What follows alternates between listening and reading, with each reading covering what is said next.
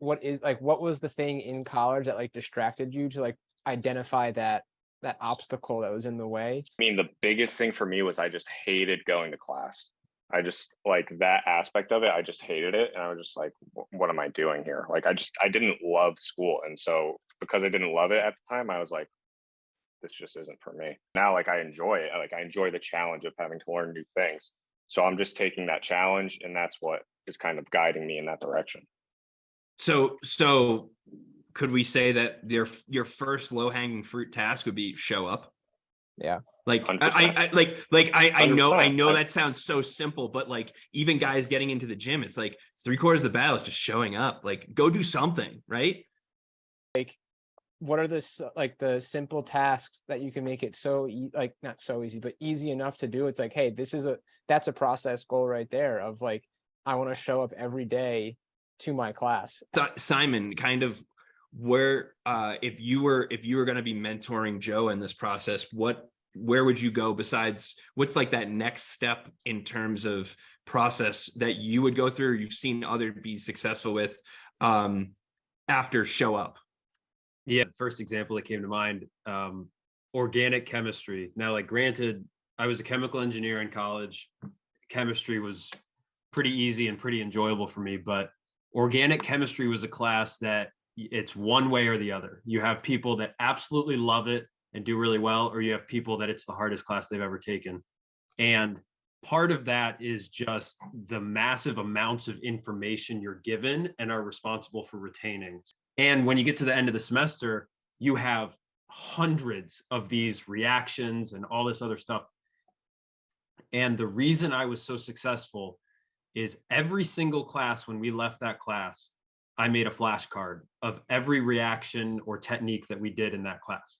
So beyond just going to lecture, like it took me, I would say between 3 to 8 minutes total at the end of each class, whether it's like that night or immediately following the class, sitting in my seat there, to make those flashcards. And at the end of the semester, I had 100, 200 flashcards of information I had already reviewed throughout the semester by making them. And it was already made, so it was an easy little study guide. And so I would say, whereas other people, they get to the end of the semester and it's reading week and I have 200 reactions to learn and I don't even know where to start. And now they're making the cards and it's a mess. So I would say beyond just like, yes, showing up to class, I think is the biggest thing that can help you. The classes, the discussion sections, reviews, whatever you have, but just taking something at the end of each class, even if it's like at the bottom of your notes, let me write down 2 or 3 summary points, most important things from this lecture. Like, what do I have from it? And I think that will not only help you in the future when you're studying, but it'll help you in the moment, because it's like, if I just sit in class and scroll through my phone, I'm not going to have those couple points that I can take away at the end of it. I think that was my biggest superpower throughout college. Was I was so good beyond being efficient at my time use management. I was so good at boiling down the information and the wide 12 chapters of stuff we were supposed to read into like, here's 2 pages worth of information that I need to know. And so while my classmates and my teammates were reading 12 chapters of a textbook, getting ready for the final exam, I'm like, I have 2 sheets of a study guide here, and I just crushed exams. Awesome. But that was like very deliberate on my part, because I knew I was not going to sit there and read 12 chapters.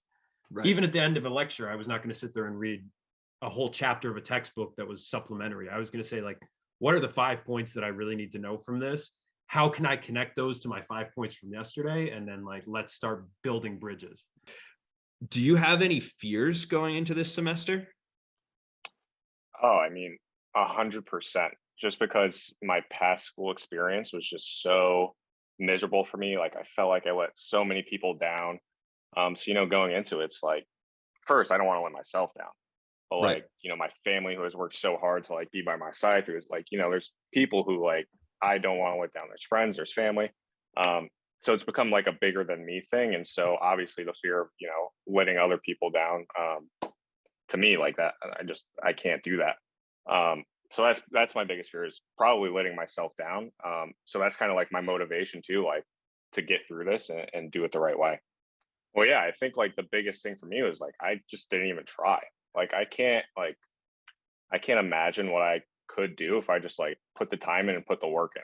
So I think Yeah. that fear is based off of this fear that what I did, 8 years ago and I just slacked off and didn't do the work. Like my fear is, going back to that old self and doing that. But, and like deep down inside, I know it's not who I am anymore.